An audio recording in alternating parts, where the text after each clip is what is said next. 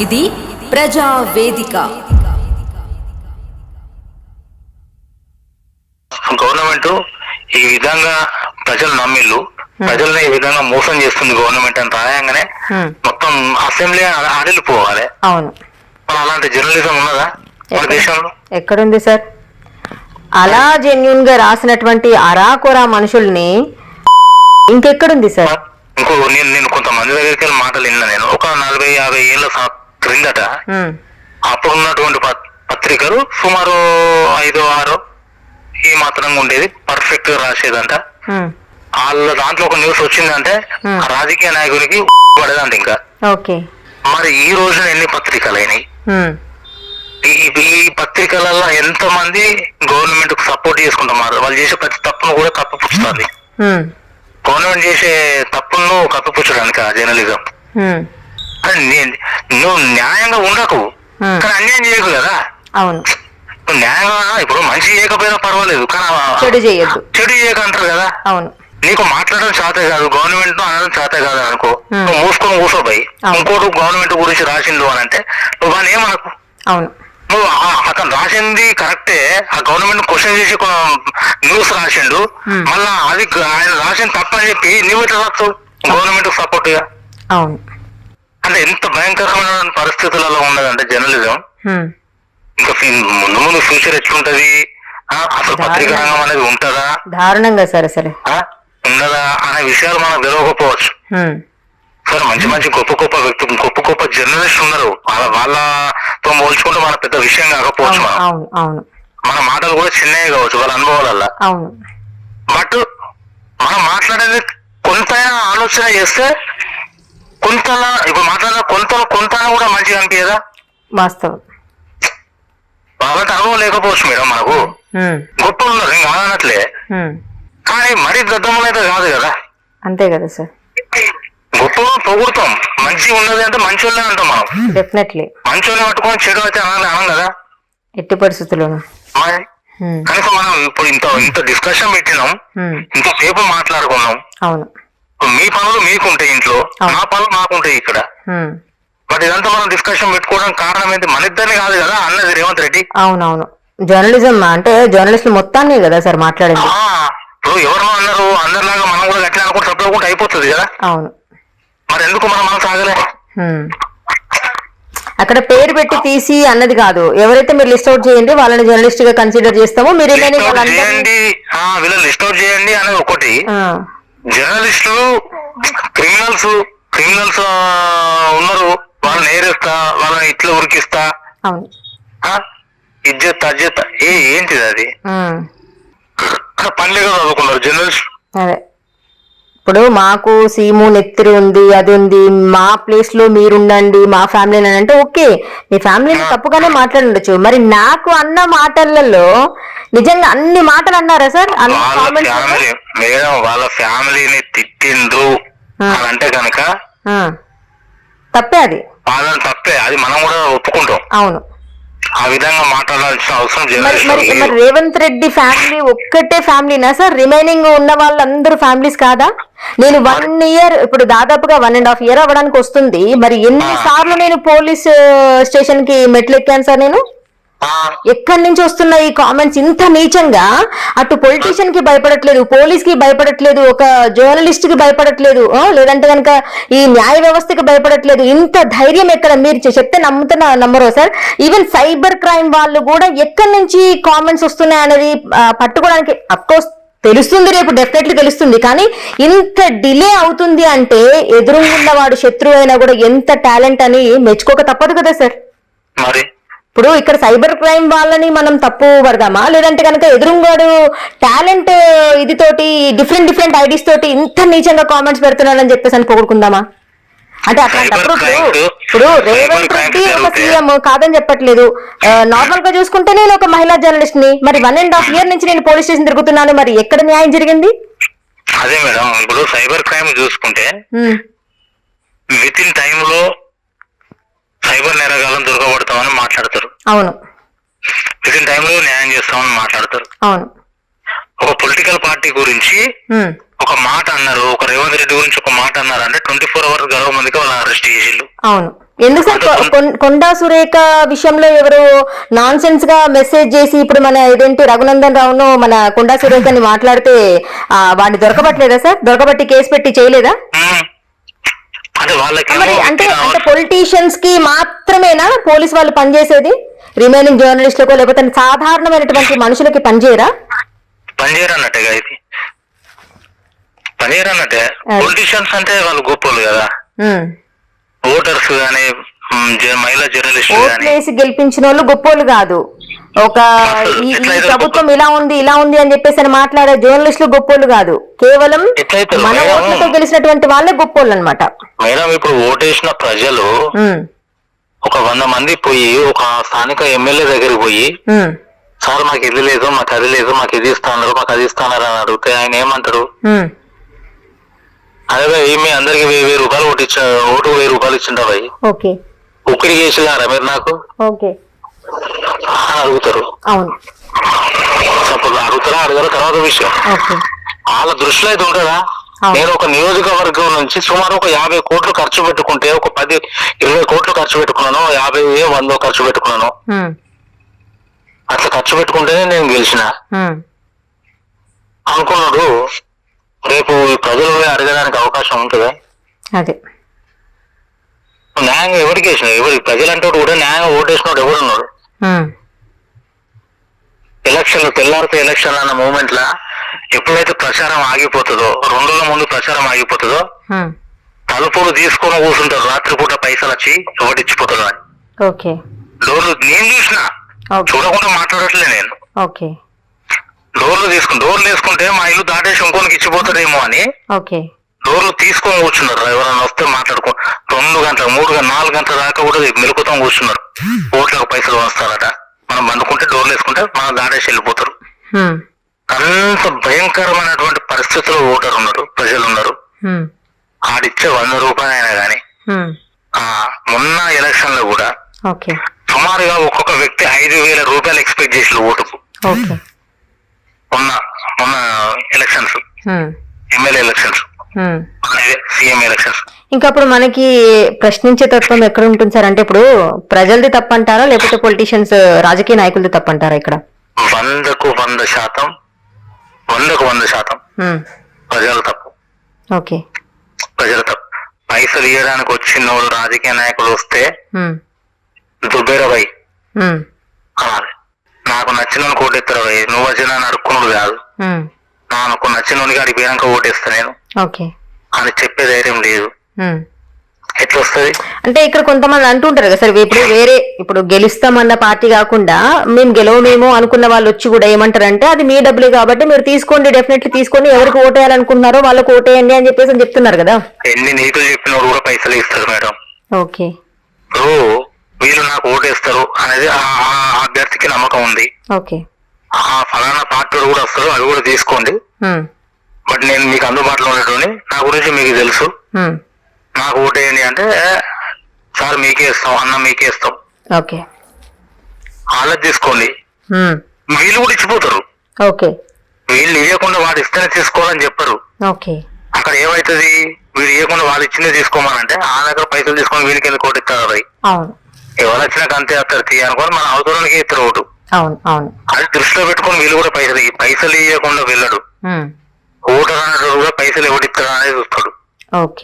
ఇది వ్యవస్థ. ఓటు నమ్ముకునే పరిస్థితి వచ్చినప్పటి నుంచి బతుకులాగా ఒక్కొక్కటి. ఒక ఇంటికి ఒక ఎమ్మెల్యే అభ్యర్థి వస్తాడు అంటే సార్ ఈసారి ఉద్యోగాలు రాలే, ఈ 5 ఏళ్ల పాలన జరిగింది, ఈసారి ఉద్యోగాలు రాలే సార్, ఒక మంచి హాస్పిటల్ ఒక మంచి ఎక్విప్మెంట్ రాలే సార్, గవర్నమెంట్ స్కూల్లోకి ఇది పరిస్థితి, మా పిల్లలు గవర్నమెంట్ స్కూల్లో వేద్దామంటే భయం అవుతుంది, ఎందుకంటే అక్కడ వస్తువులు సరిగ్గా లేవు, చదువు సరిగ్గా లేదు, పైసలు లేకుండా కానీ ప్రైవేట్ స్కూల్లో పంపించుకుంటాను, గవర్నమెంట్ హాస్పిటల్ గవర్నమెంట్ స్కూల్స్ సరిగ్గా లేవు, వాటికి పని చేసిండ్రా, ఎవడని అడిగిందా? అడిగాడు. గవర్నమెంట్ స్కూల్ ఎటుపోతా నాకేంది, గవర్నమెంట్ హాస్పిటల్ ఎటుపోతా నాకేంది, ఉద్యోగాలు ఎటుపోతా మాకేంది, ఎవడు చదివితే చదువుపోతా మాకేంది. ఇదే పరిస్థితి మేడం. గవర్నమెంట్ జాబ్ మాత్రం కావాలి వాళ్ళకి. మళ్ళీ తర్వాత ఏమనుకుంటాడు వాడు జాబ్ల కోసం నా కొడుకు ప్రిపేర్ అవుతాడు, జాబ్ కోసం అక్కడ పోయి చదువుతాడు, ఇది చేస్తాడు, ఆ ఎగ్జామ్ రాస్తాడు, ఈ ఎగ్జామ్ ఏది రాసినా ఏది వస్తలేదు. మరి ఏది వస్తలేదని తెలుసు నీకు, మరి ఇంటికి వచ్చిన నేను ఎందుకు అడుగుతలేవు? ఇప్పుడు CMRF చెక్కులు పంపడానికి వస్తారు, పంపిణీ చేయడానికి, సీఎం రిలీఫ్ ఫండ్ ఇళ్ళకి వస్తారు, అదేదో గొప్ప అయినట్టు పంచుతారు ఇట్లా మొత్తం మీడియా ముందర పెట్టుకొని. వానికి ₹1,00,000 ఖర్చు అవుతుంది అనుకో సపోజ్, అది ఇచ్చే 40,000 50,000 ఇస్తాడు. 50% కూడా రావట్లే, 40% అనుకో, 40,000 ₹1,00,000 ఖర్చు అయితే 40,000 ఇచ్చి అది చెక్ ఇట్లా పెట్టుకొని ఫోటో స్టిల్ ఇచ్చి ఇది నేను మాట్లాడితేనే వచ్చింది ఈ సీఎం రిలీఫ్ ఫండ్ అని చెప్పి ఆడ బిల్డప్ ఇచ్చి వెళ్ళిపోతారు. ఎవరి సొమ్ము ఎవరికి ఎంత ఇస్తాను, ఆడికి అయింది ₹1,00,000 అప్పు చేసిండు వాడు, 40,000 వచ్చింది, 40,000 అనేది కట్టుకుంటాడు, ఇంకా 60,000 అప్పు ఉందిగా, అయిపోయిందా? వాడు సమస్య తీరిపోయిందా? 100 మంది దవాఖాన పడితే 10 మందికి రిలీఫ్ ఫండ్ పంచుతున్నావు నువ్వు. కానీ ఈ 10 మందినే మెయిన్ గా చూపించుకుంటూ మేము ఇంత చేసామని చెప్పేసి మళ్ళీ చూపించు అంత అంత అంత హైలైట్ చేసుకుంటున్నావు. సరే వాళ్ళ తప్పు ఏం లేదండి ఇక్కడ మేడం, రాజకీయ నాయకులది కాదు అనే తప్పు, సీఎం రిలీఫ్ ఫండ్ తీసుకునే వాళ్ళది కూడా కాదు ఇక్కడ విషయం. ప్రజలందరూ కలిసి వచ్చే అభ్యర్థులు నువ్వేం అడుగుతున్నావు, ఎలక్షన్ అయిపోయింది గెలిచినవు, గెలిచినాక ఎన్నిసార్లు పోయి కలిసిండు, ఎలక్షన్ టైంలో ఇంట్లో గంట వంటడుకోవచ్చు, ఎలక్షన్ టైం ప్రచారంలో ఆ అభ్యర్థి మొత్తం వీధులలో తిరుగుతాడు, మరి గెలిచినాక ఎందుకు టైం ఉండదు? 5 సంవత్సరాల టైంలో ఒక్కసారి ఒక వీధికి రావు, మరి ఎందుకు వస్తలేమని ఇక్కడ ఉన్నటువంటి ప్రజలు ఒక్కడు అడిగాడు. వాళ్ళు ఎలక్షన్స్ వస్తానన్నప్పుడు పైసలు వస్తాయని చూసుకుంటూ కూర్చుంటారు. ఇదా సార్? కానీ ఒక్కటి మన ఇప్పుడు గతంలో బీఆర్ఎస్ ప్రభుత్వము 9 సంవత్సరాలు పరిపాలించింది, అంటే అన్ని సంవత్సరాలు పరిపాలించిన లాస్ట్ లో వచ్చింది వ్యతిరేకత. ఈ కాంగ్రెస్ ప్రభుత్వం 14 నెలలకే ఇంత వ్యతిరేకత రావడానికి గల కారణం ఏమంటారు సార్? మెయిన్ గా కారణాలు అంటే కొంతమంది కొంత బిహేవియర్లు ఉంటాయి, వారి యొక్క ప్రవర్తన బట్టి ఒక ఏరియా ఎమ్మెల్యే ఉంటాడు, ఆ ఏరియా ఎమ్మెల్యేకి సంబంధించి ఇక్కడ ప్రజలకు ఏమి ఇవ్వాలి, ఇక్కడ ప్రజలకు ఏం కావాలి. ఇప్పుడు యాక్చువల్ గా మేడం టిఆర్ఎస్ హయాంలోనే వాస్తవానికి దీన్ని మనం ఒప్పుకోవాలి. ఏమంటున్నా అంటే టిఆర్ఎస్ హయాంలోనే హాస్పిటల్ గవర్నమెంట్ హాస్పిటల్స్ అనేది మంచి కట్టుకుంటారు, మంచి కట్టిల్లు, వాళ్ళకి సాధ్యమైనంత వరకు ఆ బెడ్స్ గానీ మిగతా గానీ అవి ఇచ్చేసిళ్ళు. ఇచ్చిన దాంట్లో మరి వాళ్ళకంతా నువ్వు బెటర్ చేస్తావు అని ప్రజలు నమ్మి నీకు ఓటేసిళ్ళు కాంగ్రెస్. ఉన్న హాస్పిటల్స్ నువ్వు ఇంకేం డెవలప్ చేయాలి, ఇంకేమేం పరికరాలు కావాలి, ఇంకేం ఎక్విప్మెంట్స్ పంపించాలి. ఇప్పుడు క్యాన్సర్లు వస్తున్నాయి ప్రజలకు ఎక్కువ, హార్ట్ అటాక్స్ వస్తున్నాయి. అంత ముందు ఒకప్పుడు ఒక 15-20 years బ్యాక్ హార్ట్ అటాక్ వస్తే 3 సార్లు హార్ట్ అటాక్ వచ్చేదాకా మనిషి చచ్చిపోలే. ఇప్పుడు ఒక్కసారిగా స్పాట్ డెడ్ అయిపోతుంది. దానికి కారణాలు ఏంది? హార్ట్ చెకప్ లో hospitals government hospital monthly 3 months కోసారో 6 months కోసారో హార్ట్ చెకప్ స్పెషలిస్ట్ పెడుతున్నారా? క్యాన్సర్ టెస్టులు చేస్తుంటారా? ఇక్కడ నుంచి హైదరాబాద్ పోయినాం అనుకో, సపోజ్ హైదరాబాద్ పోయి క్యాన్సర్ టెస్ట్ చేయించుకుందామని పోతాం, క్యాన్సర్ వచ్చిందో తెలియదు మనకు, రాంది తెలియదు, అక్కడ దానికోసం పోయి టెస్ట్ చేయించుకున్నారా, నాకేం పంట నేను మంచిగా ఉన్నా కదా అనుకో సపోజ్ ఊరుకుంటారు. ప్రతి మనిషికి టెస్ట్ చేస్తే ఏంది, ఎవరికి ఏ రోగం వస్తుందో ఎవరు తిరగలేదు కదా. మనిషి నడుచుకుంటూ పోతారు, అక్కడ అడ్డం పడిపోతారు, స్పాట్ డెడ్ అవుతారు. వాళ్ళ హార్ట్ అటాక్ వచ్చిందా మనకి ఏమని తెలియదు ఎవరికి. ఈ సమస్యను వెళ్ళినా కూడా అక్కడ ఎక్స్రేనో స్కానింగ్ లేకపోతే ఇంకేదైనా ఎంఆర్ఐఓ లేకపోతే ఇవి ఏవి కూడా చెయ్యరు సార్. అంటే ఇన్ టైంలో డాక్టర్స్ ఉండరు, కొంతమంది ప్రైవేట్ హాస్పిటల్స్ మెయింటైన్ చేస్తూ ఉంటారు. అంటే అక్కడ గవర్నమెంట్ ఇక మనం అందరినీ అనలేం కదా సార్, 99% అనలేం కదా, 1% ఎక్కడో ఇంకా బయటకు వచ్చి ప్రైవేట్ హాస్పిటల్ మెయింటైన్ చేస్తుంటారు. గవర్నమెంట్ లో చాలా తక్కువ ఉంటారు, ఇన్ టైంలో ఉండరు. పేషెంట్ వెళ్ళి నిలబడిన యాస్టకు వచ్చి మళ్ళీ వచ్చి ప్రైవేట్ కి వెళ్ళాలి వాళ్ళు, సప్పో చేసే పుస్తలో ఏవో అమ్ముకొని.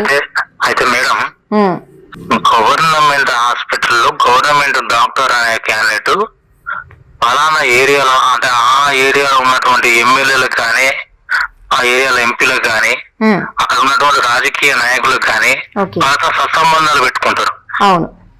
వాళ్ళ సపోర్ట్ ఉండేసరికి ఏమైతుంది, గవర్నమెంట్ చేయి, అర్ధగంట పని చేయి, మిగతా అంతా నువ్వు ప్రైవేట్ నీ సొంత హాస్పిటల్లో కూర్చో. ఎవరు ఏం చేయలేరు. ఓకే. ఏమన్నా మనం పోయి గొడవ చేసినా కానీ మన వాళ్ళకే ఫోన్ అక్కడ గవర్నమెంట్ హాస్పిటల్లో జీతము కావాలి, ఇక్కడ ప్రైవేట్ హాస్పిటల్లో ప్రజల కావాలి. అది ఎవరిని అడుగుతారు? రాజకీయాల నాయకులతోనే. సరే ఇవాళ కాంగ్రెస్ పార్టీ ఉంటే కాంగ్రెస్ నాయకులతో సంబంధాలు పెట్టుకుంటారు, రేపు టీఆర్ఎస్ వస్తే టీఆర్ఎస్ లతో సంబంధాలు పెట్టుకుంటారు. నార్మల్ గా గల్లీలో ఉండే పూరుడు ఇంట్లో ఆయమానంగా తినడానికి తిండి కూడా ఉండదు. తల్లిదండ్రులను హింసించుకుంటూ కొట్టుకుంటూ వాళ్ళు కూలి పని చేసుకుంటే వాళ్ళ దగ్గర పైసలు తీసుకుపోయి తాక్కుంటూ మా అన్నకు జై, మా లీడర్ కు జై అనుకుంటూ తిరుగుతాడు. ఆ రాజకీయ నాయకుడు అనేటాడు, అరే తమ్ముడు నువ్వు నాయంబడి తిరిగేది ఏమైనా పని చేసుకో, ఏమైనా చదువుకో, విద్య నేర్పి పంపే నాయకుడు ఉన్నాడు ఎవడన్నా? ఎవరు లేరు సార్.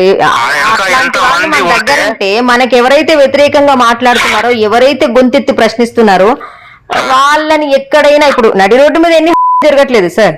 అదే వీటికి యూజ్ చేస్తున్నారు కొందరు. ఈ నాయకుడు రాగానే ఎంత మంది ఆయన చుట్టుంటే అంత గొప్పగా ఫీల్ అవుతాడు మేడం. రాజకీయ నాయకుని ఒక లోపల క్యారెక్టర్ ఏంటంటే, నేను అడుగు పెట్టగానే వందల మంది ఉన్నారు అక్కడ.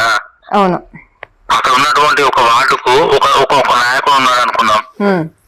అరే మీ వార్డు నుంచి ఒక 50 మందిని తీసుకున్నారా, అక్కడ ఉన్నటువంటి ఇంకో పెద్ద నాయకుడు చెప్తాడు, ఇవాళ మన ఎమ్మెల్యే వస్తాడు, మన ఎంపీ వస్తాడు, మన మంత్రి వస్తాడు, ఇవి కనబడాలి. అరే నేను పరిచయం చేపిస్తారా, ఇంతమంది మట్టుకురారా అని ఇంట్లో వాడు కారం వేసుకొని బయటికి వెళ్తారు. కూర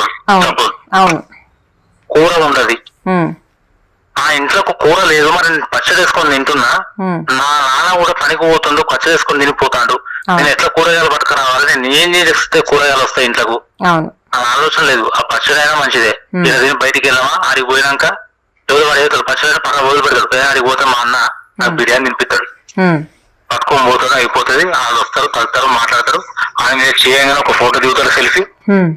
ఇవాళ ఫలానా మా ఎమ్మెల్యేతో ఫోటో, అన్నకు పుష్పం ఇచ్చిన, అన్న నాకు కండువా కప్పిండు, అన్నకు నేను కప్పిన, అంతే. దాన్ని మురిసిపోతున్నారు సార్. కానీ కన్న తల్లిదండ్రులు మరి ఎలా బ్రతుకుతున్నారు, ఇంట్లో పరిస్థితి ఏంటి? నేను ఏదైనా పని చెయ్యాలి, నా తల్లిదండ్రులు బ్రతికించుకోవాలి, ఇవి లేవు సార్ అసలు. కొంతమంది యువతను చూస్తుంటే అసలు ఎటు పోతాండ్రు వీళ్ళు. ఈ నిన్న వచ్చిన రాజకీయ నాయకుడికి జే కొడుతూ కన్న తల్లిదండ్రులని వాళ్ళ జీవితాలని కాలరాస్తూ. మా దగ్గర ఒక విలేజ్ మేడం, నేను చెప్పిన లేదు ఇంత ముందు, 1,70,000 1,80,000 రూపాయలు ఉంది ఒక బైక్. ఆ బైక్ నాకు వాళ్ళ తల్లిదండ్రులు ఇద్దరు, వాళ్ళ అమ్మనేమో ఈ వ్యవసాయ కూలికి పోతుంది, వాళ్ళ నాన్న మేస్త్రి ఈ కూలి పనికి పోతాడు. నాకు ఫలానా బైక్ వాళ్ళ పోరు చదువుకోడు, పుట్టిగా తిరుగుతా ఉంటాడు, నాకు బండి కావాలి, నాకు కొనిస్తారా కొనియరా అని అడిగిండు. 1,80,000 రూపాయలు అంటే అంత పైస ఉంటే నేను ఇక్కడ రేగుల షెడ్ అని వేసుకుని ఉంటా రూమ్ బిడ్డ, అంత పైసల్లో నేను ఇట్లా గిల్లు ఉంటామరా మనం అని అడిగిండు తండ్రి. నాకు బండి పోయకపోతే నేను చచ్చిపోతా అని బెదిరించాడట. చచ్చిపోతాను దగ్గర పైసలు వెళ్ళలేదా బిడ్డ, అర్థం చేసుకోవాలని చెప్పి అక్కడ సంథింగ్ వెళ్ళింది. వాళ్ళు పనులకు వెళ్ళిపోయారు. అలా వెళ్ళిపోయిన తర్వాత ఈ పూర్ణ ఉన్నది తాగి వచ్చినట్టు కదా ఇంట్లో ఊరేసుకొని చచ్చిపోయాడు. చూడండి, క్షణిక ఆవేశంతో అంటే మించి నీ ప్రాణము బండి కోసం నీ ప్రాణం తీసుకోవడానికి కూడా వెనకాడలే, అంత స్తోమత లేదురా భయ్ మన ఇంట్లో అని చెప్పి తండ్రి చెప్పినా కూడా నీకు అర్థం కాలే, నీ పరిస్థితి బాగాలేదు. సరే నువ్వు బండి నువ్వు ఒక నాయకుడు నెంబడి తిరుగుతున్నావు, మరి అన్ని రోజులు తిరిగి నెంబడి తిరుగుతున్నావు, మరి నీకు 2 లక్షలు పెట్టి నీకు బండి కొనిచ్చిందా ఒక నాయకుడు? ఎందుకు కొనిస్తాడు సార్? వాళ్ళ కోసం టైం కేటాయించుకొని తిరుగుతా ఉన్నావు, మరి ఇక్కడ ఏమైంది? నీ ప్రాణం పోయింది చివరికి. నువ్వు పోతేంది రాజకీయ నాయకుడు ఇంకో 100 మంది ఉన్నారు కదా, నువ్వు ఉండాల్సిన పని లేదు కదా. విషయం చెప్తున్నా నేను, 100 మంది తిరుగుతున్నారు ఒక నాయకుడు నెంబడి, వాళ్ళ ఏ సమస్య వచ్చి ఎవరు చచ్చిపోతాం మనకి ఏంది? చచ్చిపోయింటారా పలానా అంటే అట్లా ఇట్లా అత్తాడు, అబ్బా ఇట్లా మంచివాడు ఉండనే వేస్తారు, చెప్తారు 5,000 2,000 చేతిలో పెడతాడు, వెళ్ళిపోతాడు, అదే అయిపోయింది అంతే కదా. అలాంటి వాళ్ళ కోసం ఎందుకు జీవితాన్ని నాశనం చేసుకుంటాం? అందుకే మేడం కొన్ని కొన్ని సందర్భాలలో ఓన్లీ పొలిటీషియన్ సంబంధించినవి కాదు, ఈ మతాలకు సంబంధించినవి కూడా నేను చాలా అబ్జర్వ్ చేస్తా ఉంటా. బహుశా స్టేటస్ లో అవన్నీ మీరు చూస్తుంటారేమో కావచ్చు. నేను ఇలాంటి వాటికి చూస్తా నాకు చాలా బాగా అనిపిస్తుంది. భవిష్యత్తు నాశనం చేసుకుంటారు. కొన్ని వందల వేల ఏళ్ల నుంచి ఉన్నాయి దేవుళ్ళు గానీ ఈ మతాలు గాని. అప్పటి నుంచి లేని సమస్యలు ఇప్పుడేమో లేవు కదా, అప్పటి నుంచి ఏం కాని ఇప్పుడేమో అవ్వట్లేదు కదా. ఇప్పుడు వాటి కోసం ప్రత్యేకించి నువ్వు చచ్చడం ఇంకోటి చంపడము, ఇప్పుడు నేనున్న ఫలాన్ని నేనున్న ఇంకో పర్సన్ దగ్గర పోయి నా మతం గొప్పది కానీ ఇంకొని చంపితే ఆయన ప్రాణం పోతుంది, నేను జైలుకు పోతా, నా జీవితం నాశనం వాని జీవితం నాశనం. నన్ను పంపించడం హాయిగానే బతుకుతారు కదా. క్షణికావేశంతో ఏం చేస్తున్నాం ఏంటిదని తెలియకుండా కూడా అది అది కాదు సమస్య. దేశంలో అనేక సమస్యలు ఉన్నాయి. ఇల్లు మనకి ఇల్లు కరెక్ట్ లేదు సమస్య, తిండి కరెక్ట్ లేదు సమస్య, మనకు బట్టలు వేసుకోవడానికి కరెక్ట్ లేవు సమస్య, చదువులు కరెక్ట్ లేవు సమస్య, వైద్యం కరెక్ట్ లేదు సమస్య, ఉపాధులు లేవు, పైసలు లేవు, జాబ్ పోతే దానికి సరిపడా జీతం రావట్లేదు, రోజుకు ఒక సమస్య, ఆరోగ్య సమస్య, ఒకటి తీరింది, ఒక నొప్పి వస్తే దానికి టాబ్లెట్ వేసుకున్నావా తగ్గిదనుకునే లోపే మళ్ళీ ఇంకోటి వస్తుంది, దానికి మళ్ళీ పైసలు కావాలి. సంపాదించే దాంట్లో 90% ఆరోగ్యానికి చదువులకు పోయినాక 10 రూపాయలతో ఏం బతుకుతావు, ఏం తింటాం? ఈ సమస్యల గురించి ఎవరైనా ఆలోచిస్తాడా? కానీ ఏది ఏమైనా సార్, ఇప్పుడు అంటే మీరు మాట్లాడిన ప్రతి మాటకి అంటే ఇప్పుడు మన రేవంత్ రెడ్డి ఏదైతే మాట్లాడినరో ప్రతిసారి అసెంబ్లీ సమావేశాలప్పుడు ఏదో అల్లు అర్జున్ గురించో లేకపోతే ఈ జర్నలిస్ట్ ట్యూబ్లు ఆ ట్యూబ్లు అని చెప్పేసి అని మీరు ఏదైతే యూనియన్ వాళ్ళు ఉన్నారో వాళ్ళందరూ లిస్ట్ అవుట్ తీయండి, వాళ్ళని జర్నలిస్ట్ గా మిగతా వాళ్ళని క్రిమినల్స్, ఇలాంటి వాటి మీద చర్చ జరుపుతూ కాలయాపన చేయకుండా మీరు తీసినటువంటి సమస్యలు ఏవైతే ఉన్నాయో వాటన్నిటి మీద కూడా ఫోకస్ చేసి ప్రజా సమస్యలు తీర్చాలని, ప్రజలు మెచ్చే ఒక నాయకుడిగా పేరు తెచ్చుకోవాలని కొంత వ్యతిరేకత వచ్చినా గానీ ఇంకా మిగిలినటువంటి ఏవైతే ఉన్నాయో అందులో మాత్రం ఒక మంచి పేరు తెచ్చుకొని ఒక మంచి నాయకుడిగా ఉంటే మళ్ళీ రావడానికి ఆస్కారం ఉంది కాంగ్రెస్. అదర్వైజ్ ఇంకా ప్రజలు తీర్పు ఎలా ఉంటుంది అని ప్రతి ఒక్కరికి తెలిసిందే. నెక్స్ట్ టైం కాంగ్రెస్ వస్తుందా, టిఆర్ఎస్ వస్తుందా, ఇంకే పార్టీ వస్తుందా తర్వాత విషయం. అసెంబ్లీ అనేది 4.5 కోట్ల జనానికి ప్రజలకి అదొక గుడి దేవాలయం. అవును అవును. అసెంబ్లీ జస్ట్ ఏదో ఒక రూమ్ పెట్టిల్లు, పిల్లర్లు వేసిల్లు, 40 వీళ్ళు కూర్చున్నారు, ముచ్చట పెట్టిల్లు, బడ్జెట్ పెట్టిల్లు, వచ్చిల్లు అనేది కాదు. అది ఒక గుడి. అది ఒక రాష్ట్రానికి అక్కడ ఉన్న ప్రతి సమస్య డిస్కషన్ చేసుకునేది, ప్రజలకు ఏం కావాలని అక్కడ మాట్లాడుకునేది, ప్రజలకు ఏమి ఇవ్వాలనుకునేది అక్కడ మాట్లాడుకునేది. గుడికి పోయి మొక్కుకుంటే దేవుడు వరాలు ఇస్తాడో కూడా తెలియదు. కానీ అసెంబ్లీలో కూర్చొని ప్రజలకు హామీ ఇచ్చిన అది నెరవేర్చాలి, ఫలానా వృద్ధులకు 4,000 పెన్షన్ పోవాలి, ఆ 4,000 పెన్షన్ పోవట్లే, వాళ్ళు దానికి ఏం చేయాలి, 4,000 ఎప్పుడు ఇస్తారు రేవంత్ రెడ్డి అని ఎదురు చూస్తారు వృద్ధులు. సో వీటి మీద మాట్లాడితే బాగుండేది, కానీ అవి కాకుండా ఏదో ఇంకా మనం మాట్లాడకూడదు. ఒక జర్నలిస్ట్ గా మనం మాట్లాడలేము అన్పార్లమెంటరీ వర్డ్స్. అదే మేడం, ఇప్పుడు ఆ జర్నలిస్ట్ లాంటి వాళ్ళు తప్పు చేసిందని రేవంత్ రెడ్డి గారికి అది అనిపించినప్పుడు నువ్వు దాన్ని ఇంత హైలైట్ చేసి చూపించాల్సిన పని లేదు. అవును, నువ్వు అసెంబ్లీలో వేదికగా మాట్లాడాలి. అది నీ అసెంబ్లీ అనేది పర్సనల్ ఇష్యూ కాదు కదా. అవును అవును. నువ్వు అది ఏదైనా ఉంటే తర్వాత ప్రెస్ మీట్ పెట్టుకో, బయట ప్రెస్ మీట్ పెట్టుకో. అవును, ప్రెస్ మీట్ పెట్టుకుని ఇలా మాట్లాడేది ఈ విధంగా ఉండదు, అట్లా కరెక్ట్ లేదు, అట్లా చేయద్దు, వాళ్ళు ఎవరో వాళ్ళు చూడండి, సరైన ఎంక్వైరీ చేయండి, జర్నలిస్ట్ అట్లా ఎందుకు చేస్తారో వాళ్ళని పిలిపియండి, లేకపోతే ఏదైనా అట్లా మాట్లాడుకో. అవును అవును. ఇది పెద్ద రాష్ట్ర సమస్య అన్నట్టుగా నువ్వు అసెంబ్లీలో మాట్లాడాల్సిన అవసరం లేదు కదా. అది నీ సమస్య, నిన్నందరూ కావచ్చు, అవును సరే నీ ఇంట్లో వాళ్ళు అందరూ కావచ్చు, అది నువ్వు పర్సనల్ గా పిలుచుకో, లేకపోతే ఎక్కడ బయట కూర్చొని ప్రెస్ మీట్ పెట్టుకో, నీ కాంగ్రెస్ కార్యాలయంలో పెట్టుకో ప్రెస్ మీట్. అవును, అసెంబ్లీలో కాదు ఇలాంటివి మాట్లాడాల్సినవి. అసెంబ్లీలో ఏం మాట్లాడతావు? ప్రజలకు ఏం కాదు, ప్రజల సమస్యలు ఏంటి, రాష్ట్రానికి ఏం కాదు, ఇవి కదా నువ్వు అసెంబ్లీకి పోవాల్సింది, అసెంబ్లీలో మాట్లాడాల్సింది. మనం ఏం హామీలు ఇచ్చినాం, మనం ఎంతవరకు నెరవేర్చినాం, మనకి ఎంత బడ్జెట్ కావాలి, ఇవి కదా మాట్లాడాల్సినవి. జర్నలిస్టులు క్రిమినల్స్ వీళ్ళు ఇట్లా దొక్కుతా, వాళ్ళు అట్లెత్తా ఇట్లే, ఇవా అది స్టేజ్ కాదు కదా, నీ పార్టీ స్టేజ్ కాదు కదా. అవును అవును. అసెంబ్లీ అంటే దేవాలయం కదా, రాష్ట్రానికి అసెంబ్లీ దేవాలయం, దేశానికి పార్లమెంట్ దేవాలయం. అవును, అక్కడ మాట్లాడాల్సి కేవలం సమస్యలే కదా. వీళ్ళు వాళ్ళని తిట్టుకున్నారు, వాళ్ళు వీళ్ళని తిట్టుకున్నారు. రాజకీయ నాయకులు తిట్టుకోవాలంటే బయట వేదికలు పెట్టుకొని తిట్టుకోవాలి. అవును, పెద్ద పెద్ద ఎలక్షన్ రాగానే పెద్ద కోట్లు ఖర్చు పెట్టి స్టేజ్ చేసుకుని మీటింగ్లు పెడతారు కదా, అంతే. ఇప్పుడు కూడా స్టేజ్ వేసుకొని తిట్టుకోవాలి. మీరు అని ఇద్దరు కలిసి తిట్టుకోవడం దేనికి సార్? పని చేసుకుంటూ పోక తిట్టుకోవడం దేనికి సార్ అసలు? అలాంటివి ఏమైనా ఒకవేళ అనిపిస్తే కూడా టైం పాస్ అయితే లేదు నాకు తిట్టుకుందాం అనుకుంటే తిట్టుకోవాలి బయట. అంతే అంటారా? ఓకే, అంతే కదా. అవునవును. అది కూడా ఒక సంచలనం, పేపర్లో తిరగాలని అది ఒక సంచలనం అనుకున్నాను అనుకుంటూ బయట ప్రెస్ మీట్ పెట్టుకో. అసెంబ్లీ కాదు కదా, అవును అవును. అసెంబ్లీలో చర్చించాల్సినటువంటి ఇష్యూ కాదు కదా ఇది. అసెంబ్లీలో రావాల్సినటువంటి చర్చలు ఏంటి ఇది, అది కూడా అవగాహన ఉండాలి కదా. ఓకే. ఇంత భయంకరమైన పరిస్థితులు అంటే ఒక జర్నలిస్టులను అంత ఈజీగా లైట్ గా మాట్లాడము, యూనియన్ లో ఉన్నటువంటి అసలు జర్నలిస్ట్ కూడా బయటికి తీసుకురండి, లిస్ట్ అవుట్ చేయండి. అసలు జర్నలిస్ట్ లిస్ట్ అవుట్ చేస్తా అంటే వాళ్ళు నచ్చిన పేరు పంపిస్తాడు. అవును. అరే నీ పేరు రాయనారా 10,000 ఇతనే లిస్ట్ పేరు వస్తా అని కూడా తయారవుతారు ఇప్పుడు. ఇక అంతేనంట సార్. 10,000 ఇస్తే నీ లిస్ట్ పేరు వస్తా అంటే అన్న రాయన్న ఇక 10,000 ఇస్తారా పట్టు ఆయన పేరు రాస్తారు పంపిస్తారు. అది జర్నలిస్ట్ అవుతారా? అంతే. అంటే ఇలాంటివి నేర్పుతుందా? అంతే కదా సార్. ఇప్పుడు యథా రాజా తదా ప్రజ అన్నట్లు ఇప్పుడు ఆయన చెప్పిండ్రు కదా, ఇప్పుడు మీరు లిస్ట్ అవుట్ చేయండి అనేసి అంటే ఎగ్జాక్ట్లీ డెఫినెట్లీ సార్ మీరు అన్నది డెఫినెట్లీ. ఎవరికైనా ఈ ఆలోచన వస్తే కొంతమంది డెఫినెట్లీ ఇదే ఆలోచిస్తారు. సో ఇప్పుడు ఇళ్ల విషయంలో కూడా ఇప్పుడు ఇంత మందికి ఇంకా రాకపోవడానికి గల కారణం ఏంటి సార్? ఇక్కడ మా దగ్గర కారణం ఏంటంటే ఇప్పుడు ఉన్నది కొంతమంది, లిస్ట్ ఏమో ఇంత చాంతాడంత రాస్తున్నారు. అక్కడికి వెళ్ళేసరికి వాళ్ళు ఏంటి ఎమ్మెల్యేలే తీసి అవతల పడేసి జెన్యున్ గా ఎంత మంది ఉన్నారో తీసుకురాపోండి మేమే ఇస్తాం అది అని చెప్పేసి అంటే ఎన్నిసార్లు స్క్రూటనింగ్ చేస్తారు సార్? ఎన్నిసార్లు మారుస్తారు? ఎన్నిసార్లు వీళ్ళని తీసిద్దాం, వీళ్ళని ఉంచుదాం, వీళ్ళని తీసిద్దాం, వీళ్ళని తీసిద్దాం అంటే నేను విన్నాను సార్.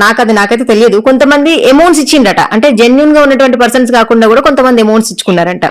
మరి ఇప్పుడు వాళ్ళ పేర్లు పెట్టకపోతే వాళ్ళు ఊకుంటారా? ఇప్పుడు 100 గదాలు 120 గదాలు భూమి ఇస్తారు జర్నలిస్ట్ అనుకున్నారు అనుకో మేడం. ఓకే.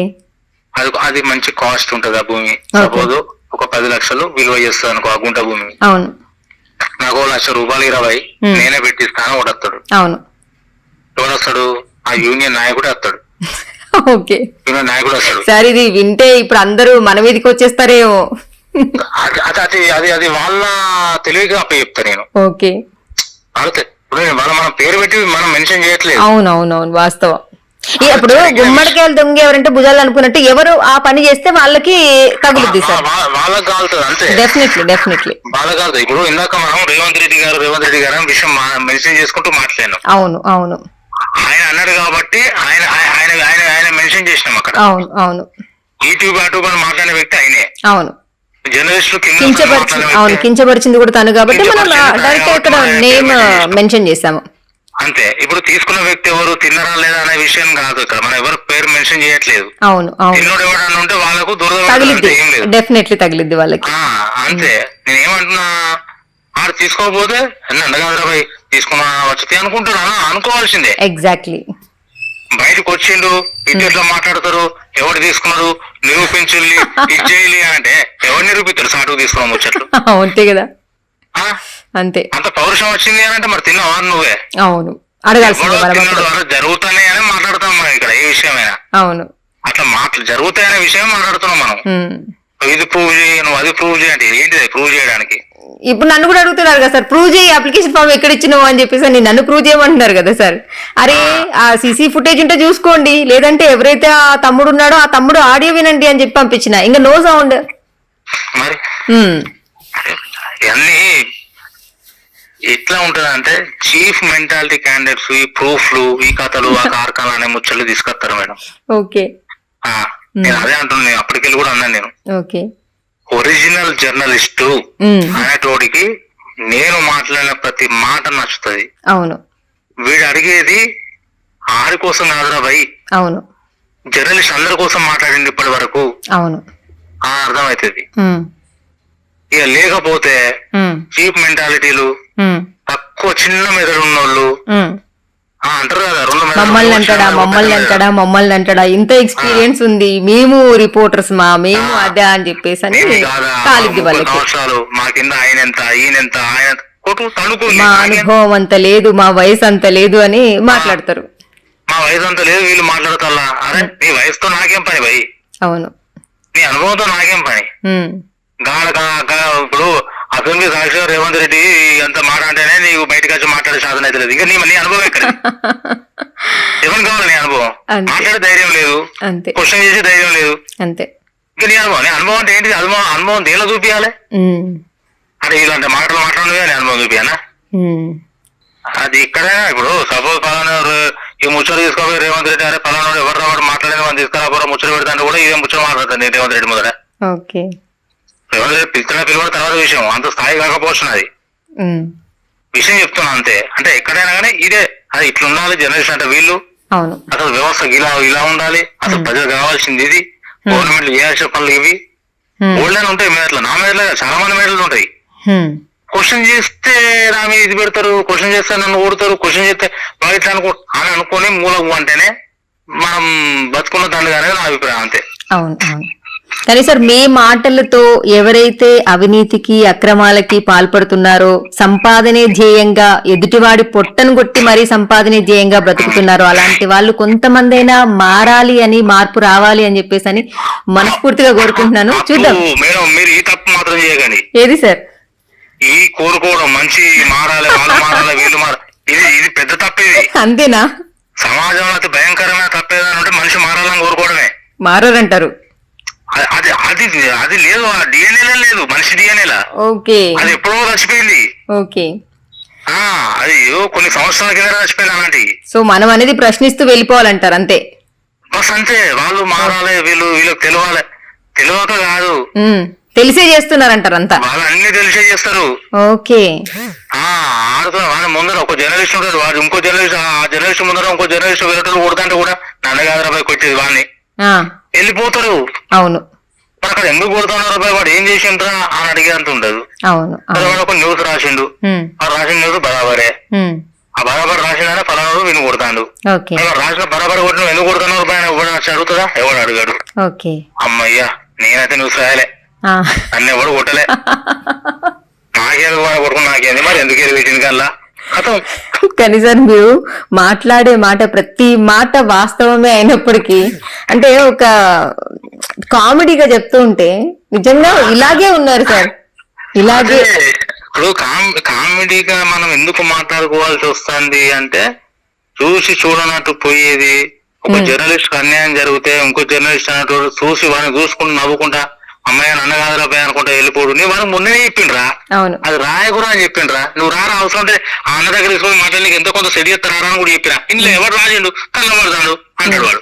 కానీ సార్ నేను మొన్న అంటే ఈ అమ్మాయి గురించి ఏదైతే సక్కూరు పవతి గురించి నేను వార్త రాసిన కదా, ఈవెన్ కొంతమంది మహిళలు కూడా అంటే మహిళలు కొంతమంది ఛానల్స్ నడుపుతున్న వాళ్ళు ఉన్నారు సార్. అసలు వాళ్ళు కూడా వార్త వేయడానికి అంటే సుముఖత చూపించలేదు సార్. అంటే చూడండి, మళ్ళీ తెల్లారు లేస్తే మేము అది చేస్తాము ఇది చేస్తాము ప్రజల కోసము కష్టపడుతున్నామని చెప్పుకొని డబ్బా కొట్టుకునేటోళ్ళే మళ్ళీ.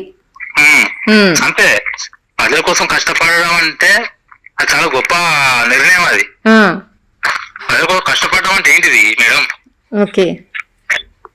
ఏమైనా వాళ్ళ దృష్టిలో వాళ్ళకే తెలియాలి సార్. వాళ్ళకు పనిచేయడం, ప్రజల కోసం పనిచేయడం అంటే ప్రజల సమస్యలు పేపర్లో వేయకపోవడమే ప్రజల కోసం పనిచేయడం. ఓకే. గవర్నమెంట్ కు చెప్పకపోవడమే ప్రజల కోసం పనిచేయడం. ఓకే. గవర్నమెంట్ ఏమైనా తప్పు చేస్తే లేదు సార్, గవర్నమెంట్ ని వీర లెవెల్లో ఆకాశానికి ఎత్తి పొగుడుతూ ఉంటారు కొందరు. అది వేరే రకమైనది. ఓకే. ప్రజలకు వాళ్ళు చేసే తప్పులు తెలియకుండా ఉండాలంటే వీళ్ళు న్యూస్ రాకపోవడం కూడా ప్రజల కోసం పనిచేసింది. నేను అనేది ప్రజల కోసం పనిచేసే గురించి మాట్లాడుతున్నా. ఓకే. ఓకే. గవర్నమెంట్ ను పొగిడే విషయం కాదు, ప్రజల కోసం ఎవరు పనిచేస్తారు అని అంటే ప్రజల సమస్యలను ప్రభుత్వానికి తెలియకుండా ఉంచే వాళ్ళు ప్రజల కోసం మన పోరాటం చేసేవాళ్ళు. ఓకే. వీళ్ళు కదా ప్రజల కోసం పోరాటం చేసేవాళ్ళు. ఓకే. ఓకే. నేను షాక్ అయినా సార్. అంటే గతంలో కొన్ని సంవత్సరాల నుంచి ఉన్న వాళ్ళు కూడా కొంతమంది అంటే పేపర్ నడిపే వాళ్ళు ఉన్నారు, ఛానల్ నడిపే వాళ్ళు ఉన్నారు, యూట్యూబ్ ఛానల్స్. ఒక మహిళ గురించి ఇంత జరుగుతున్న కామెంట్స్ ప్రతిరోజు అంటే ఇక్కడ మా లోకల్లో ఉన్న వాళ్ళు చాలా ఆల్మోస్ట్ నా కామెంట్స్ చూస్తూనే ఉంటారు సార్. మరి ఇంత జరుగుతున్నప్పుడు ఒక వార్త నేను ప్రెస్ మీట్ పెట్టినప్పుడు ఆ మహిళలు కూడా ఆ వార్త వేయలేదు అంటే బా ఏం పోరాడుతున్నారమ్మా అనుకున్నా నేనైతే.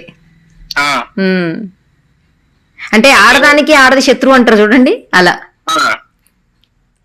అదే ఇదే విషయంలో నాకు వేరే వాళ్ళ ద్వారా ఇలా జరిగింది అని చెప్పి నా దగ్గరకు ఆ వార్త వస్తే డెఫినెట్లీ నేను వేసేదాన్ని సార్.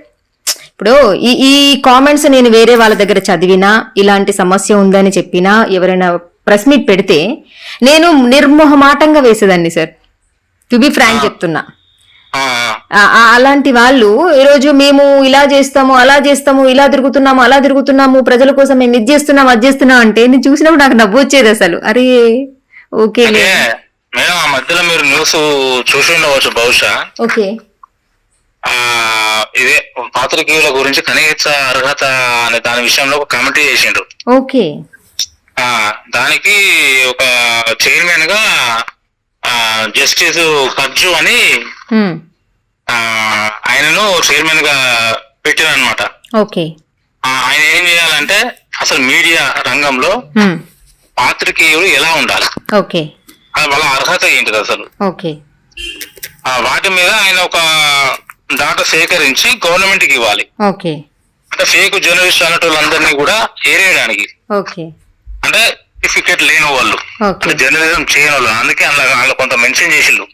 మన మధ్యలో కూడా హైకోర్టు కూడా ఒక మాట చెప్పింది, జర్నలిజం చేసినోడే జర్నలిస్టు, లా చేసినోడే లాయరు, మెడిసిన్ చేసినోడే డాక్టరు. కాబట్టి ఇలా ఉండాలి గాని ఎవరు పడితే వాళ్ళు జర్నలిస్టులు అని చెప్పుకుంటూ జర్నలిజం విలువ తీస్తారని మాట్లాడారు. వాస్తవమే కదా సార్ అది. అంటే ఇప్పుడు అదే ఒక కమిటీ చేసి ఆ కమిటీకి చైర్మన్ గా కర్జు సార్ జస్టిస్ ఆయన అంతకుముందు రిటైర్డ్, ఆయన కమిటీ చైర్మన్ గా పెట్టిండ్రు. అంటే అలాంటి కమిటీలు వేసి రాష్ట్రంలో కూడా రేవంత్ రెడ్డి గారి గవర్నమెంట్ కూడా వేసి అప్పుడు ఎవడు జర్నలిజం చదివిండు వాళ్ళని లిస్ట్ అవుట్ చేయి, వాళ్ళని పెట్టుకో ఒరిజినల్ జర్నలిస్ట్, వాళ్ళకు మాత్రమే రైట్స్ ఇవ్వు. గవర్నమెంట్ సంబంధించినటువంటి ప్రతిదీ రాయడానికి వాళ్ళకు రైట్స్ ఇవ్వు. ఆ మిగతా ఎవరైనా రాస్తే వాళ్ళ క్రిమినల్స్ చెయ్యి. ఒరిజినల్ జర్నలిస్ట్ వాళ్ళకు ఇవ్వు నువ్వు రైట్స్. అవును సార్, వాస్తవం. ఇలాంటి కమిటీ ఎంత మంది ఉన్నారు, మనం అప్లై చేయమను సర్టిఫికేట్ తోని, జర్నలిజం సర్టిఫికేట్ తోని అప్లై చేసుకోమను. అప్లై చేసుకుంటే వాళ్ళకు నువ్వు గవర్నమెంట్ సర్టిఫికేట్ ఇవ్వు, అంటే అక్రిడిటేషన్స్ ఇవ్వు. లేదా దానికి మించి ఇంకేమైనా సర్టిఫికేట్ ఉంటే గవర్నమెంట్ నుంచి లైసెన్స్ ఇవ్వు. అట్లా చేయు. వాళ్ళు కాకుండా మిగతా ఎవరైనా మాట్లాడితే నువ్వు అరెస్ట్ చేయి, దొంగలు ఉన్నారా అని మాట్లాడు, అట్లా చెయ్యి. నువ్వు అదంటే ఏం చేయకుండా నువ్వు ఇష్టం అన్నట్టు ప్రతి ఒక్కరు అన్నట్టుగా నువ్వు మాట్లాడితే అది కరెక్ట్ కాదు కదా. కాబట్టి ఈ విధంగా ఉంటది మేడం. Okay sir. న్యాయం వైపు నిలబడే గలం గంగా ప్రవాహం. For latest updates subscribe to Zee News. ఇది ప్రజా వేదిక.